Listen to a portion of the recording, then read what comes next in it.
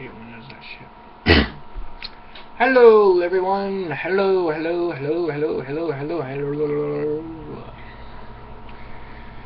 Gotta get my energy flowing here. Yeah. Alright. I went to Myrtle Beach with my uncle for summer last year. Fucking amazing. It was so different. Down here, everyone's so self-oriented. It's really unwelcoming presences. When you go down there, everything was a culture shock. It was a culture fucking shock to me. I fucking loved it. I went up there, and it was like everyone's across the street from me. Everyone's so nice, and it was amazing. The clouds went fast. It was a nice, pleasant area, and it wasn't an animosity like that. Like, I could walk down the fucking street 4 o'clock in the morning and I'd be just sitting there, alright, just sitting, and it would just be like a woman coming home from work, and she'd say, "Hey, what's up, Tyler?" And then, like, she wouldn't know that she'd talk, and it was welcoming, you know, like, it was very welcoming. I met her every fucking morning. It was every fucking morning, literally. I go out there and I couldn't sleep, and I just start going, and I talked to her, and it was pretty cool. I walk. The pool was right down the fucking street. The ocean was down there. Everything was in a mile, like 10-mile radius. You could have the most fun of your life. And then he brought me to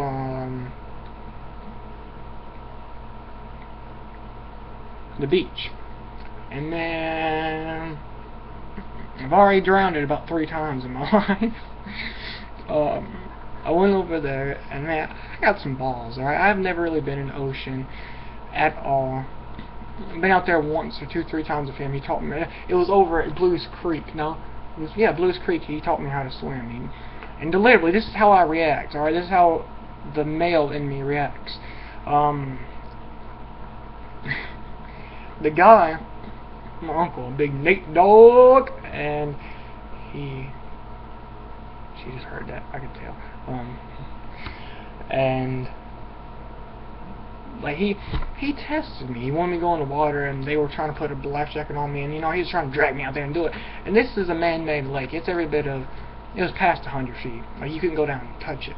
As far as, and I've never really been in water a day in my life like that, and it was really scary because I about drowned the last time I got in the water.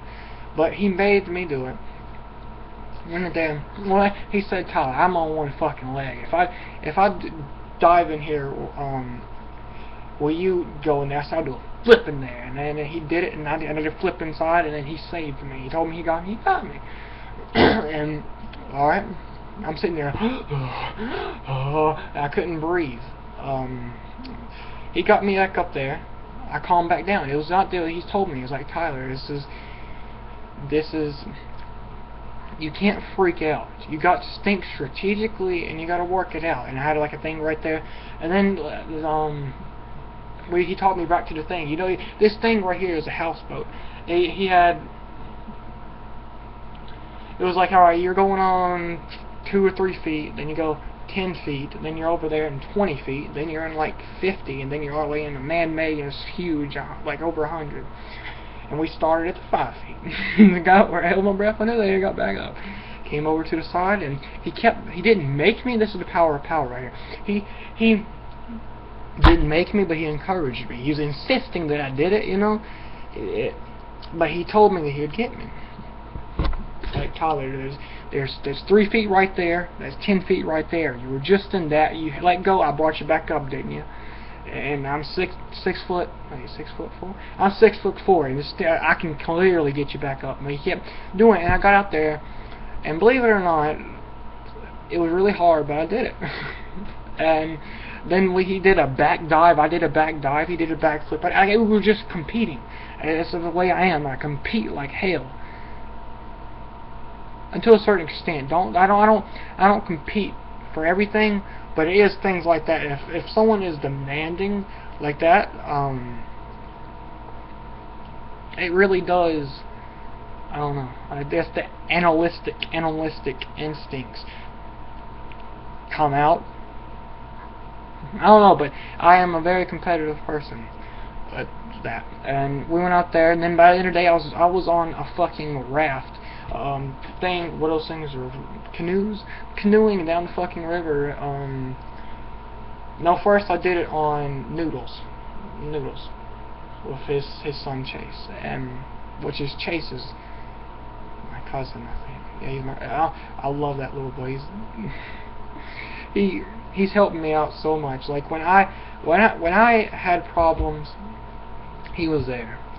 And like Nate took me on. Like Nate was my, I guess you'd say, father figure. Like it was the first male figure I ever allowed in my life, and I took up after him incredibly strong. And but it was not. It was healthy for that point. Everybody agreed, but they were scared because they was like, "How are you gonna do something?" He told me, "Bring him down here. I'll bring him back. I'll show you." Phenomenal. And I came back. It was good, and I started I wanted to come back. It was because I had independence, and he wasn't gonna sit there and, you know, he gave me my options, and like he allowed me to do what I needed to do without making such a deal out of it. And it was very, very good for me for that point. And then I came back and got this thinking. It was good for me at that time. It would not have been good for me this time, because my mind, I got to configure it the way I want it before I go around someone I look up to so much.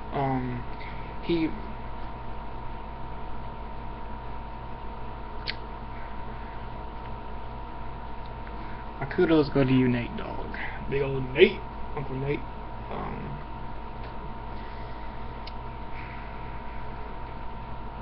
They completely started talking about him because I was so happy. I was so happy talking about him. I was supposed to be talking about swimming, I think.